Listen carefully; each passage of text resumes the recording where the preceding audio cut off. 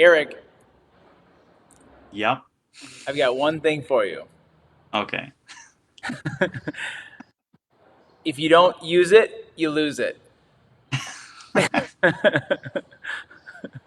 It's true very often, depending on what it is. Yes. And so today we're talking about daily movement and why it's so important. This is episode 14 of Do That But Better. I'm Zach. I'm Eric. So, Eric, let's just start it off with your 1 minute movement that you were posting all through COVID. I don't know. Are you still doing that? No, I haven't been posting those anymore, but What? I still do them. Oh yeah.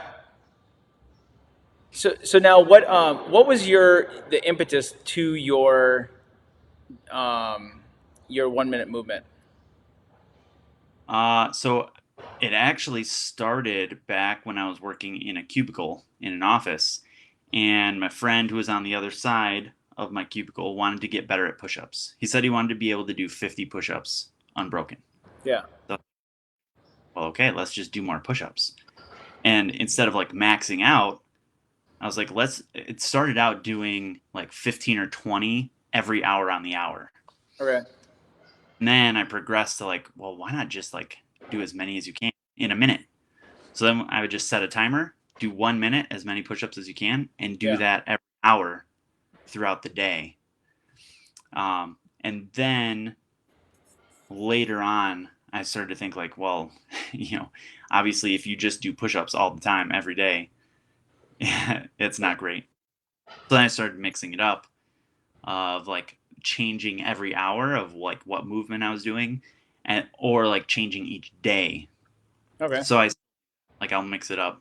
One day I might do all squats the whole day, or another day I'll change it up and do like 1 hour or a minute of push-ups, a minute of squats, a minute of like rowing with a band, all different things, just to be moving throughout the day. Right. And so that was because you were sitting in a cubicle all day. Right. And they like the 1 hour workout with 23 hours of sitting, like that 1 hour does not make the biggest difference. So, trying to add in activity throughout the entire day, um, that's that's the plan I came up with. That's awesome. Yeah, and it was super cool. And I did a bit of them.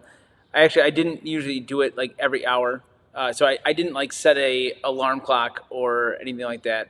But yeah, just getting up and doing something, doing some burpees, uh, it just really makes you feel good. And I think that well, one thing that people really miss, people like you said always want to work out, and they're like, "Oh, I need to go and work out," and it's like, man, what about all the other things that you do? And lots of times we go back to, oh, well, people used to have to do a lot more for work, and it's like, but they weren't killing themselves. You Right. know, they were walking to the train, they were walking to work. It's even when you do physical labor. Actually, I was just talking to somebody about this the other day in a workout where they were going way too fast for what they needed to do, Hmm. and uh, if this was yard work, you wouldn't have went off like that, right? If I had to load a ton of mulch and take it from the driveway to the backyard, I'm going to take one wheelbarrow full. I'm probably not going to fill it up super crazy. Like it's not going to be spilling over. Like, oh, maybe if I'm carrying the groceries, yes, I'm taking them all.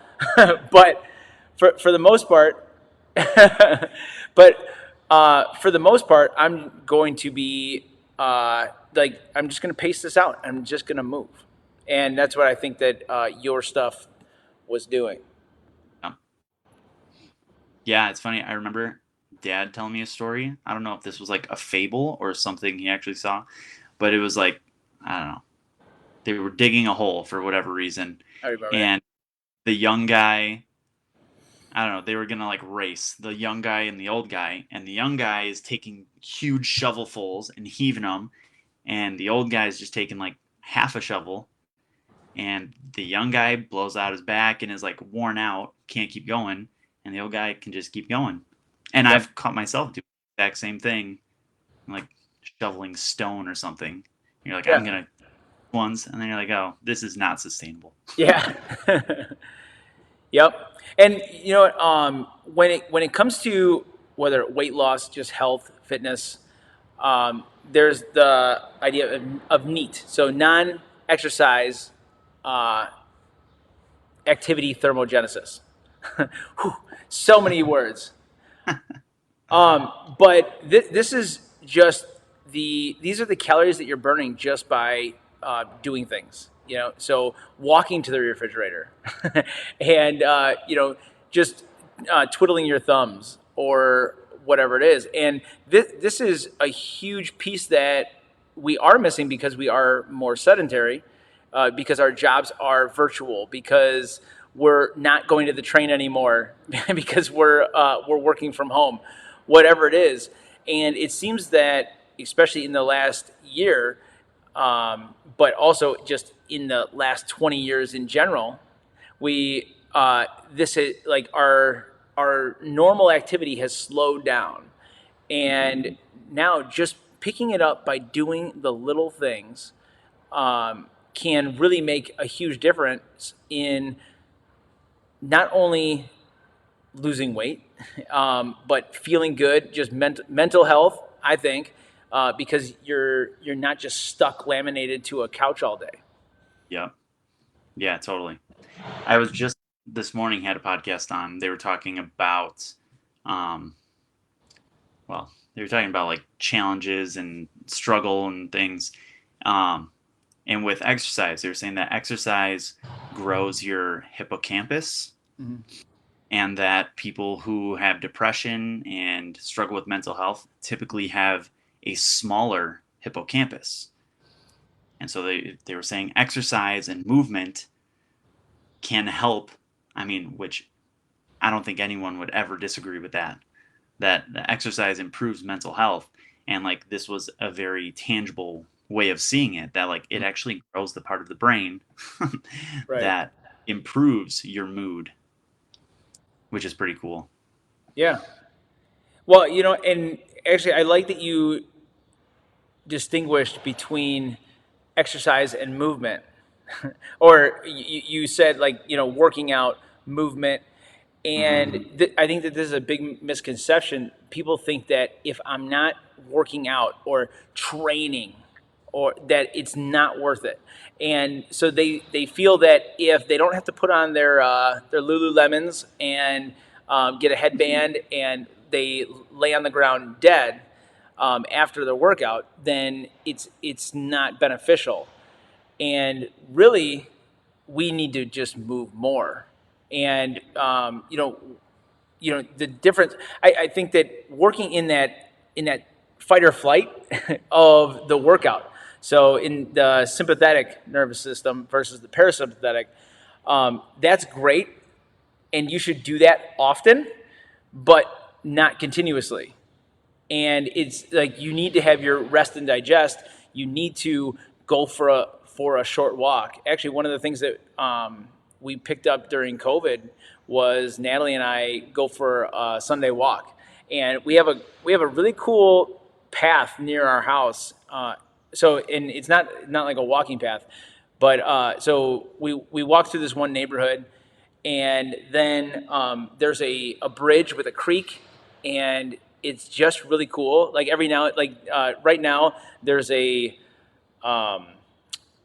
some kids built a small raft, and they have it tied to a rock, And I mean, it's this creek right now is probably like 6 inches deep, Hmm. but it's just like one of those things. What's that? That gives me hope for humanity Yeah, that there are dude. building building rafts and creeks. Yeah, it's. I mean, it's totally like a Tom Sawyer kind of thing. It's like it's tied on with like a string. It's not even like a rope. It's like the coolest thing ever, and just doing that, like, man, slowing down, as opposed to having the music blasting and sweating like crazy. There's something about it, and I feel like my mind really wanders and starts thinking, which is not going to happen if I'm doing 21-15-9. Yeah. That's so funny because that's exactly what they were talking about on this podcast today. Oh, really? Um, yeah, they were talking about like time in nature, that they've done studies on this. And I wish I could remember all the stats they were throwing out. But it was like 20 minutes a day, 3 days a week, equated to whatever, like decreased stress and anxiety. And then it went up of like 5 hours a month or something like that. And it was, I mean, it's super simple. You know, it has a noticeable and significant impact on your mental and physical health just to be in nature, to be surrounded by whatever. It just going to the park where there are trees and grass, you Right. know? And they've even done studies on this with like hospital patients. This is like down a tangent. Yeah. But patients who had a window that looked out on like nature of some sort healed faster, recovered faster than patients whose windows looked out at a city or who didn't have a window. Huh. And they've done like cognitive tests on this of like have one person walk through a city, one person walk through the park in the city, and then have them come back and redo the cognitive tests. And the people who walk through nature do better. It Interesting. clears, and you know, like boredom, like you said, going on a walk without a phone lets your mind wander. Yeah. Now we're down the rabbit hole of like body, physical movement and mental movement. Ooh. Yeah.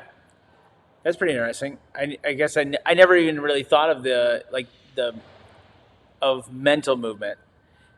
So now actually now I'm brainstorming. So Another show now.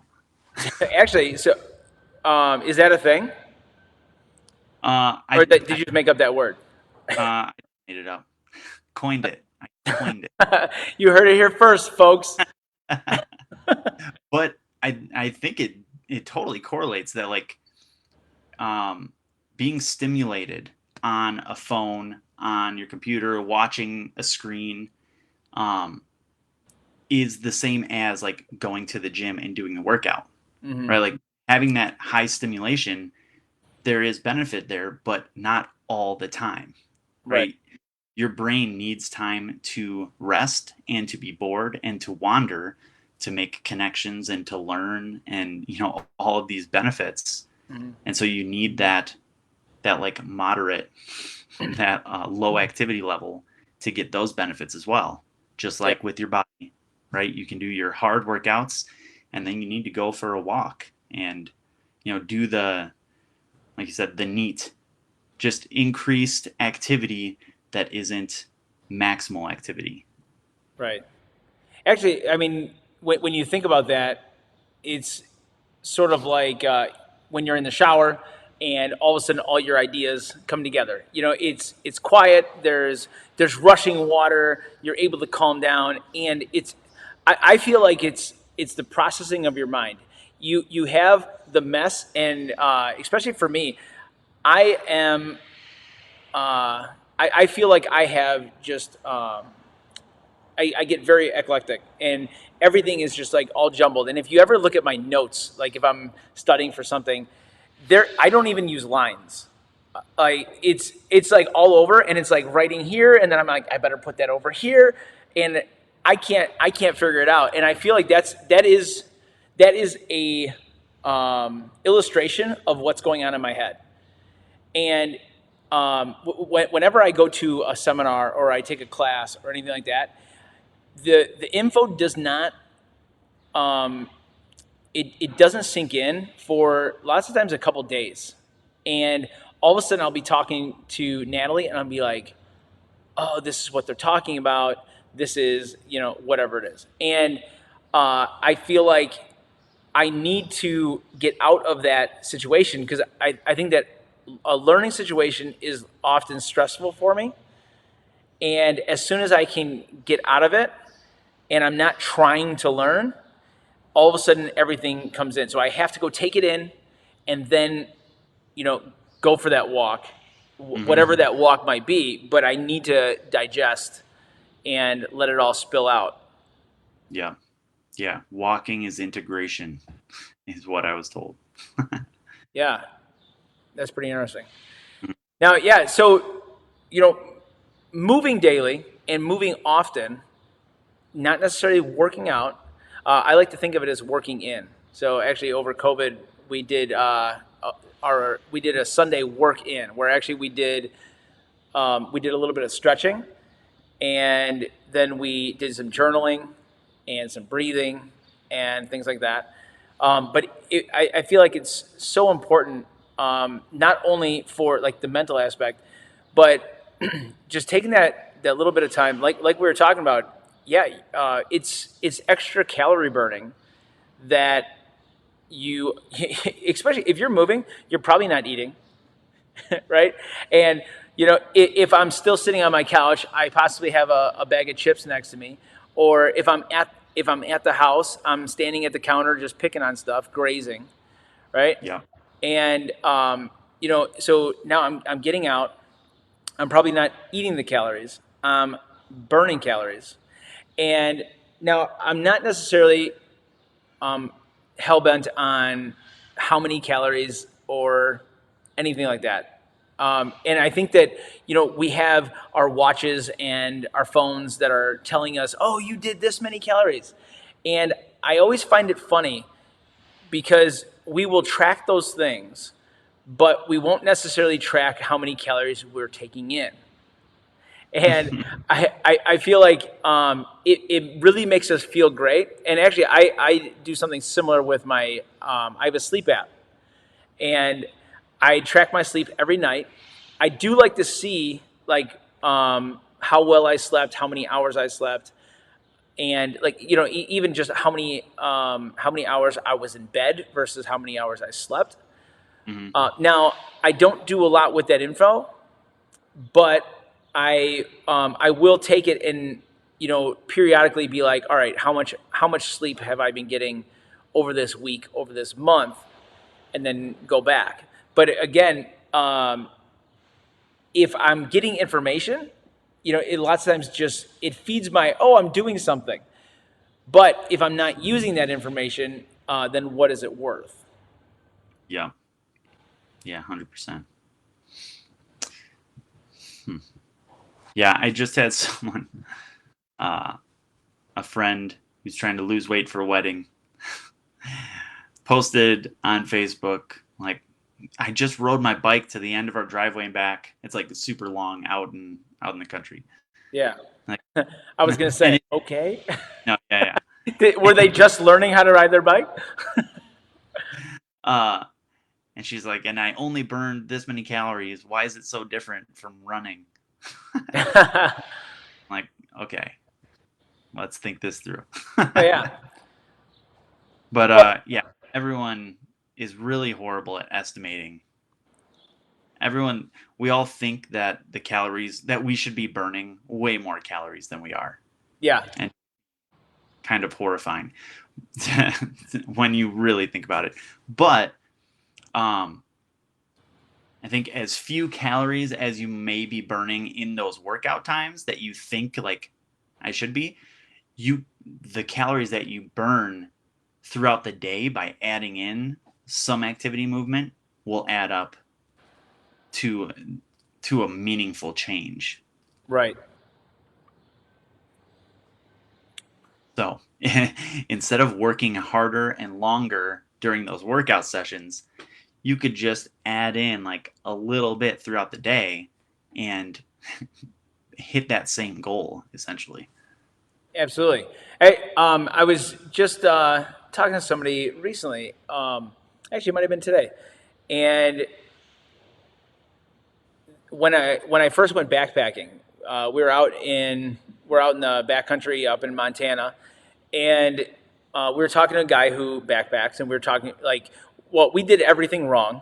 We had like cans of SpaghettiOs, and like we brought ramen, but then we didn't have like we didn't realize that we couldn't make a fire. Like you had to have like a sterno or like something, and we didn't have one. So we're eating dry ramen and like just ridiculously stupid things.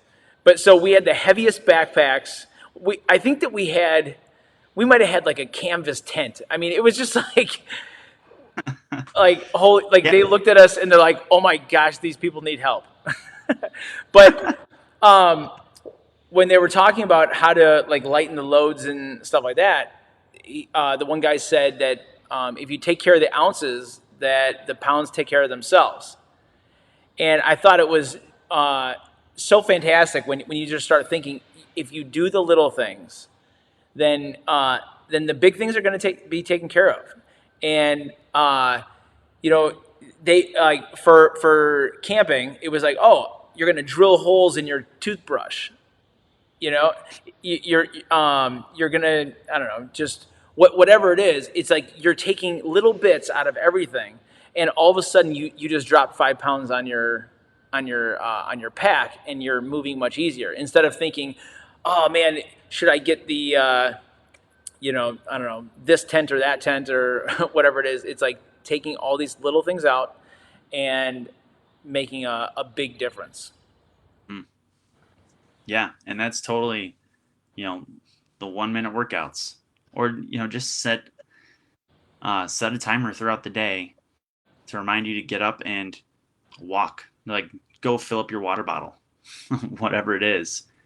Go up and down the stairs once or twice. Yeah. Very simple. Some other things I really like to do is, I'm sitting at a desk now, but I'll put my laptop on the chair and then sit on the floor Hmm. because it's more uncomfortable. And so you shift around a lot. You can stretch a little bit. Like, you end up moving a lot more being on the floor than you do in a chair. Right. Yeah. Very simple things that make you feel weird. But I just told someone, I don't remember who it was, that when you're in the least healthy and most obese culture that's ever existed, being the weirdo is probably the good thing. Yeah. Well, and you know what?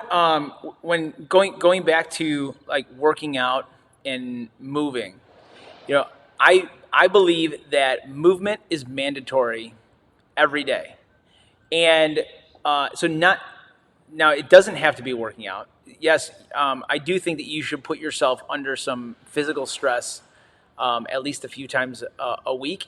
You know, get your heart rate up, breathe hard a little bit, but movement is mandatory. Even if you had a workout yesterday that killed you, right? So now it's like, oh my goodness, I can't walk up and down the stairs. Well, one of the best things you might be able to do is just go for a walk and still move. Because if you've ever put your maybe you had your hand in a sling for the summer because you broke your arm, right? Well, now all of a sudden it doesn't work nearly as well because it didn't move.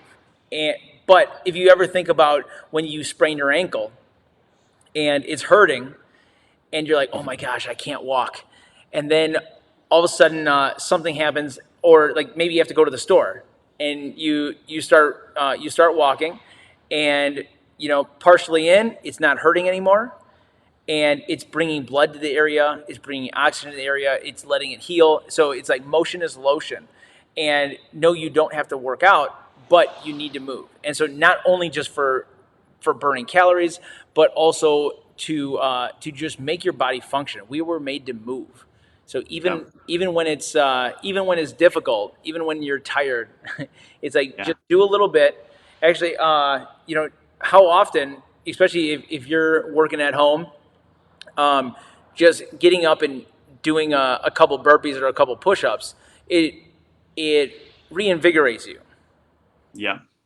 Yeah. You told when you're sitting still, it's like you're falling asleep, Hmm. and that doesn't feel great when your eyes are open. But yeah, like movement, it's healing. Like your lymph system, which like clears out all of the waste and dead tissue and whatever, um, it does not get pumped by your heart.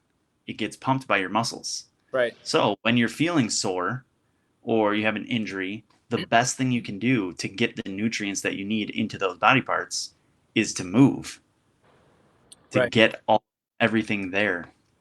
Um, Katie Bowman is someone, she's got some really good books on movement, Move Your DNA. And if you follow her, she's, well, she might then make you feel inadequate in your movement.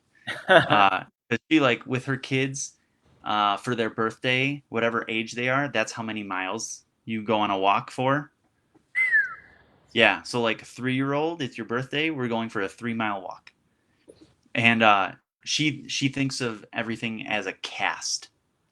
So like a sidewalk is a cast because it's restricting the movement of your foot. Or a shoe is a cast. Even your clothes, this is something I recognized right away working in an office. When you wear a collared shirt, you start moving as if the collar is where your neck stops. Because you feel it, and so you stop actually using your entire neck. It's crazy. I notice it with coats too. If I have my hands in my pockets of my coat, it pulls everything down, and now I'm like sitting like that because the weight is pulling me. And so that's all I needed was another reason not to wear clothes. Yep, I know. But your chair, your environment is a cast that is influencing the way that you move or don't. And so like paying attention to that, you can start to recognize like, oh, like I said, sitting in a chair is limiting my hip movement and my ankle movement, So if I sit on the floor, now I'm going to move a lot more. And like, so it's, I don't know, I think that's an interesting way of thinking about it, of thinking how are the things around me keeping me from moving the way that I want to be or could be. I like that. I got to write that down. What was her name? Katie Bowman.